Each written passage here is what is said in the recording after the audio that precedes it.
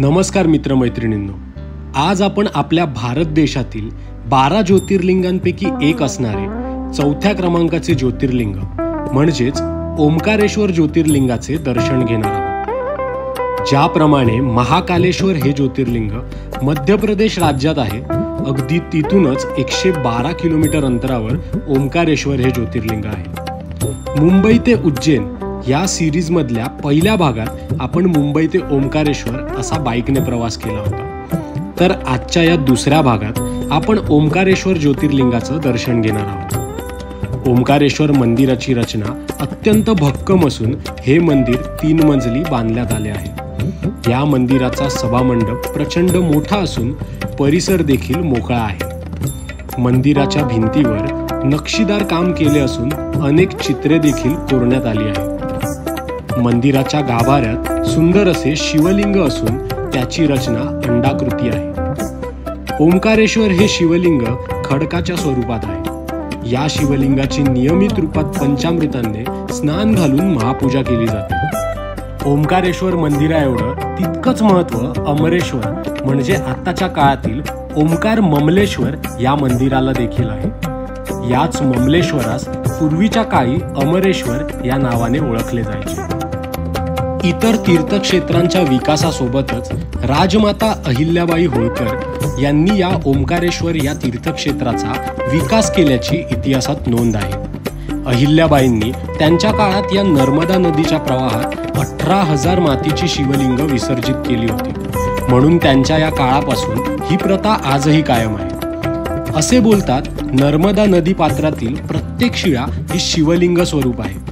त्या शिळेला प्राणप्रतिष्ठापनेची गरज लागत नाही। ओंकारेश्वर मंदिराचे दर्शन घेऊन आम्ही निघालो ते उज्जैन महाकालेश्वर ज्योतिर्लिंगाच्या दिशेने। चला तर मग त्या प्रवासाचा अनुभव आता तुम्ही माझ्यासोबत घ्या। हर हर महादेव।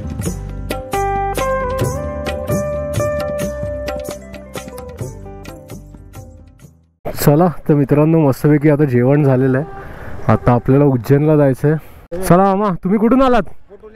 अरे घ्या ना फोटो। तुम्ही कुठून आलात? कुठून? धाराशिव वरून? अरे वा, सगळे बस करून आलात वाटतं। दादा फोटो घेतात, मी बसू? चला घ्या फोटो।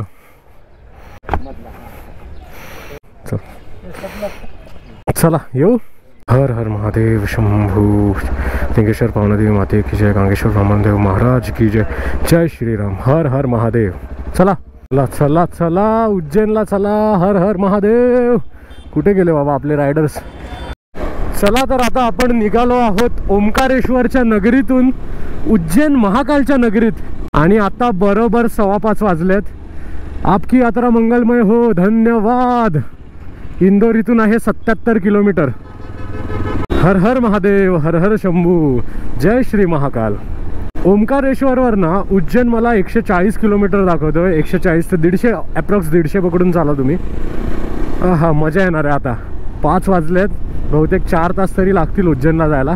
आपकी यात्रा मंगलमय हो। यस, बहुत बहुत धन्यवाद जी आपका। अरे अरे अरे काका, ए भाई, काका तर बाबा फुल पप्पी देऊनच गेला असता आता। हर हर महादेव शंभू, हर हर महादेव शंभू। ओंकारेश्वर वरून जेव्हा तुम्ही उज्जैनला जाल ना, तर तेव्हा या रस्त्यात ना इन बिटवीन ना मध्ये एवढे स्पीड ब्रेकर आहेत ना, म्हणजे तुम्ही मस्तपैकी 60-70 क्रूज कराल आणि मध्येच हे बघा हे असे स्पीड ब्रेकर येतील। रस्ता चांगला आहे, फक्त मध्ये थोडा खराब होता, काम चालू होतं रस्त्याचं। आय होप की तो या 3-4 महिन्यात होऊन जाईल, पण एकंदरीत रस्ते मस्त आहेत। हे बघा, हे असे मध्ये मध्ये फक्त पॅच खराब आहेत बस, पण ठीक आहे, आपल्या गाडीला काय एवढा इश्यू नाही। आपली ॲडव्हेंचर ऑफ रोडर आहे। आज छत्रपती शिवाजी महाराज जयंती आहे, तर साहिलने मस्तपैकी पुढे बघा गाडीला त्याचा झेंडा लावलाय महाराजांचा। मस्त वाटतोय फडकताना तो।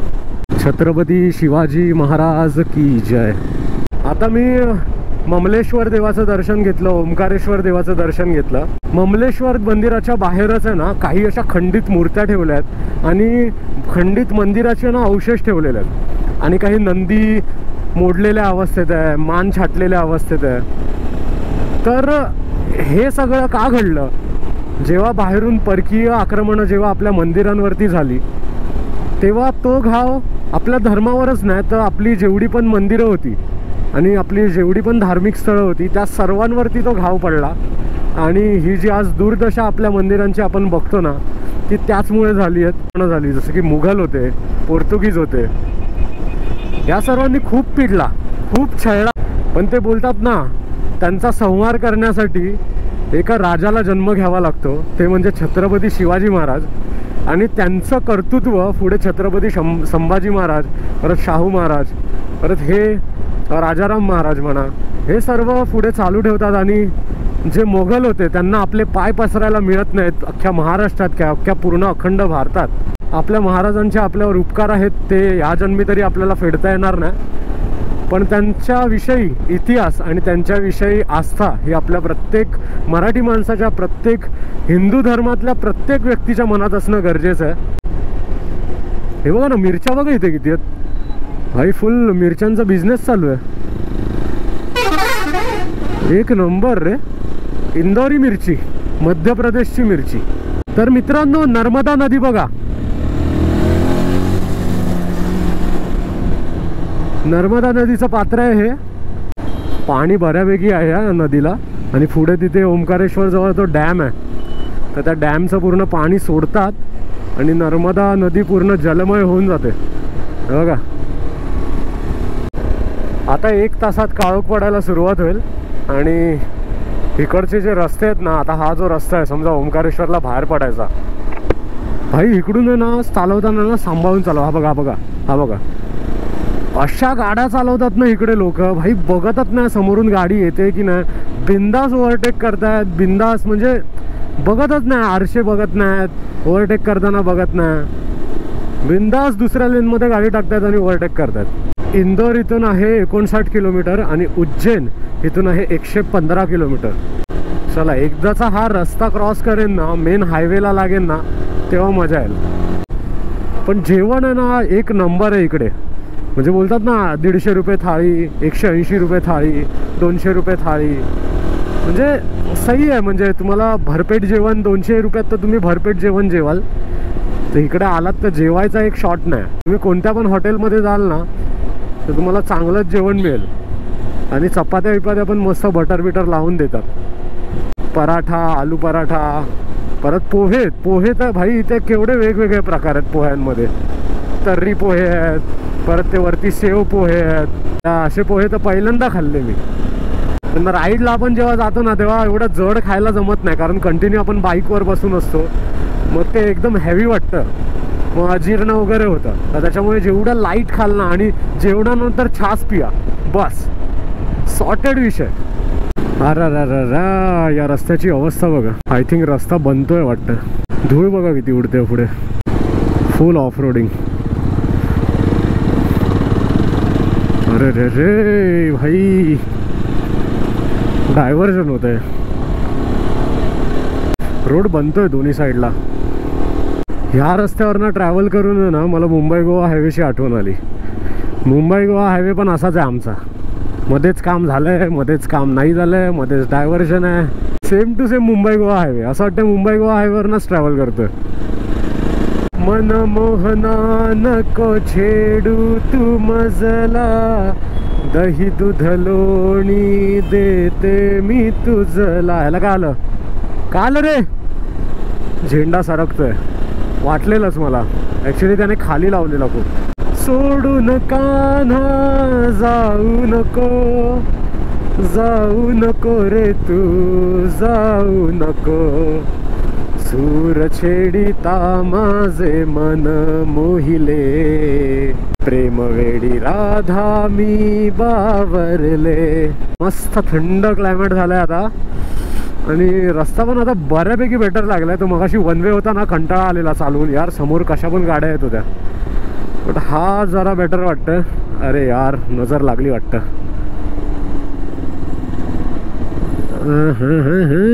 काय रे बाबा, चांगला रस्ता बोलत होतास ना, ये ले परत वन वे लागला. घे, यायला पनवतीच आहे मी. भाई आता चिटकवलं नसती. ह्याला बोलतात माझ्या छत्रपती शिवाजी महाराजांचा दरारा. बघा मध्य प्रदेशमध्ये सुद्धा छत्रपती शिवाजी महाराज की जय, हर हर महादेव. जय शिवराय, जय शिवराय, हर हर महादेव, हर हर महादेव. मुजरा राजे मुजरा, हर हर महादेव. बघा महाराष्ट्राच्या बाहेर छत्रपती शिवाजी महाराज जयंती किती जोरात दणक्यात साजरी करतायत. गर्व आहे मला मी महाराष्ट्रीयन असल्याचा आणि माझ्या राजाचा. आता आमचे रायडर्स सगळे पाठी आहेत. हा हायवे बघा, मुंबई गोवा हायवेची आठवण येते ना. मध्य प्रदेशचा मुंबई गोवा हायवे. मध्य प्रदेशचा मुंबई गोवा हायवे बघा. डायव्हर्जन आहेत जागे जागेवर, रस्त्याचं काम चालू आहे. हरिओम ढाबा अँड फॅमिली रेस्टॉरंट. चाय वगैरे पियायची तर पिऊन घ्या. 6:19. थोड्याच वेळात काळोख होईल आता. चला तर निघालोय आता. मस्तपैकी गाणी ऐकत जातोय. इग्नोर करा या स्क्रीनला, तुम्हाला डिस्टर्ब होत असेल तर. वरना हां नाही तर बोलत असेल काय कुठली कुठली गाणी ऐकतोय राईड करताना. मगाशी ते मस्त थांबलो, चहा ब्रेक घेतला. काही तिकडे माणसं होती ना, ती एवढे प्रश्न विचारतात ना, वा बा रे बाबा. जेव्हापासून आलोय पूर्ण राईडअप पूर्ण गेअरअप झालोय ना, सगळे जवळ येऊन बोलतात कहाँ से आए हो, कहाँ जाने वाले हो, ये क्यों पहना है, ये बाईक कितने की है. आई शपथ, एवढ्या लोकांना उत्तरं दिली आहेत ना आतापर्यंत. पण ठीक आहे यार, त्याच्यात एक आनंद पण आहे की लोक आपल्याला विचारतात, स्वतःहून समोरून येऊन येतात आणि विचारतात की बाबा हा किधर से आए हो, क्या कर रहे हो, कैसे वगैरे. खूप छान वाटतं यार, ही फिलिंगच वेगळी आहे. प्राऊड फील होतं की आपण एक रायडर आहोत, आपण एक रिस्पॉन्सिबल रायडर आहोत. चला आता सांजावलंय, आमच्या मालवणी भाषेत बोलतात सांजावला आता, म्हणजे आता सूर्य मावळलाय. आय होप की गोप्रो बेटर कॅप्चर करेल नाईटमध्ये. जेवढी जर्नी आपल्याला दाखवता येईल तेवढी आपण दाखवणार. आता पुढे आपल्याला एक घाट लागेल, तो पण खूप सुंदर घाट आहे, पण आता उशीर झाला आहे त्याच्यामुळे प्रॉपर शूट करायला मिळणार नाही आपल्याला तो. तर आता बऱ्यापैकी काळोख पडला आहे आणि आय होप की तुम्हाला गोप्रोमध्ये व्यवस्थित दिसत असेल समोरचं, कारण मला तर आता थोडं आता ब्लॅकआउट दिसायला सुरुवात झालेलं आहे. कारण आता समोरून गाड्या जेव्हा येतात ना, तेव्हा त्यांच्या हेडलाईटचा जो उजेड आहे ना, तो आपल्या डोळ्यावर पडतो ना, तर त्याच्यामुळे असं लगेच ब्लॅकआउट झाल्यासारखं वाटतं आहे. पण ठीक आहे, साईडला हे जे मार्किंग्स आहेत ना, रिफ्लेक्टर्स आहेत ना, ते बघायचे. त्याच्यावरनं आपल्याला अंदाज येतो की रस्ता कुठे आहे आणि कसा आहे. पूर्ण सनसेट आता झालेला आहे. त्या साईडला लेफ्ट साईडला पूर्ण असा मावळतीचा भगवा रंग पूर्ण आकाशात मावळताना असा दिसतोय. जबरदस्त. ॲक्च्युली हा घाट आम्हाला उजेडात क्रॉस करायचा होता, पण बोलतात ना मध्ये ट्रॅफिक खूप भेटला आम्हाला, तर त्याच्यामुळे आता थोडा उशीर झाला आहे. 9:30पर्यंत आपण उज्जैनला पोचायला पाहिजे आणि आता वाजलेले आहेत 6:47, म्हणजेच 6:45 झालेले आहेत. काजळ नैनी कुंकू कपाळी केसात वेणी माळली अन राधाही मथुरेच्या बाजाराला चालली. झाकडी फुल आहे बघ, आयला फुल एकदम झाकडू मागूम फुल डिस्को करून टाकलाय पाटियाने. आयला ही एक भारी आहे. तुफान. किती लोक भरली आहेत बघा या गाडीमध्ये. फोर्स. गाडीचं नाव पण तुफानच आहे. 15-16 जण तरी भरली असतील आरामात. अरा काय र हे बाबा, काय र, काय अवस्था झाली आहे इथे रस्त्याची. अरे भाई, नुसते डायव्हर्शन आहेत, नुसते मध्ये पॅच खराब आहेत भाई. कधी संपेल यार हा रस्ता. जयकाल महाकाल विकराल शंभो, जीवन हो या मृत्यू दोनों ही तुम हो, जन्मो जन्मांतर की लड़िया ये गड़िया, हर योनी हर जीवन रखवाल तुम हो, जयकाल महाकाल. थोडा मला स्ट्रेस आला ना की अशी गाणी बोलतो. हर हर महादेव बोलायचं पण आणि निघून जायचं भाई. काय करणार, माती बघा किती उडते. शे या रोडमधून कधी बाहेर पडतं असं झालंय मला आता. अरे यार, हा काय धूर सोडत जातोय यार. पूर्ण मध्य प्रदेश मधले मच्छर हाच घालवणार वाटतंय बघा. अरे यार, त्याला ओव्हरटेक करतो भाई.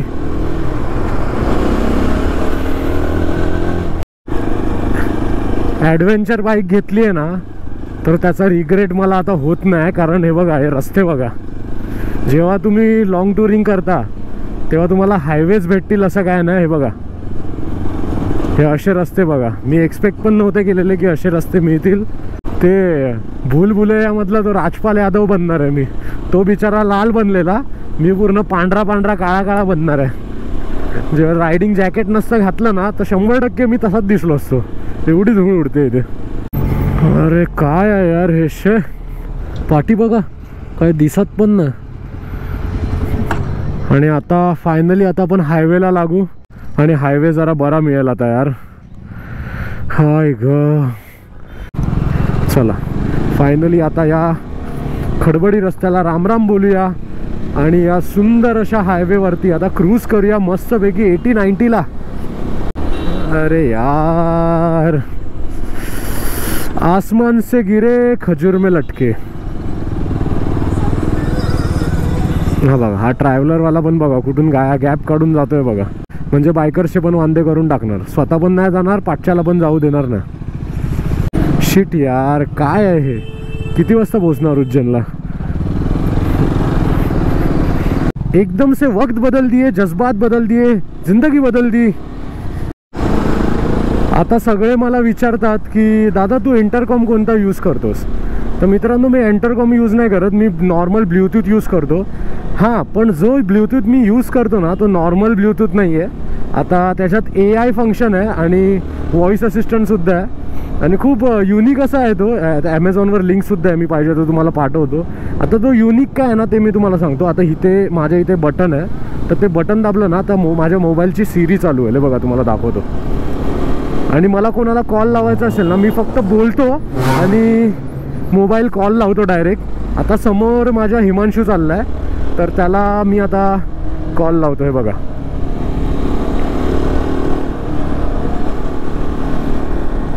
हे सिरी कॉल हिमांशू.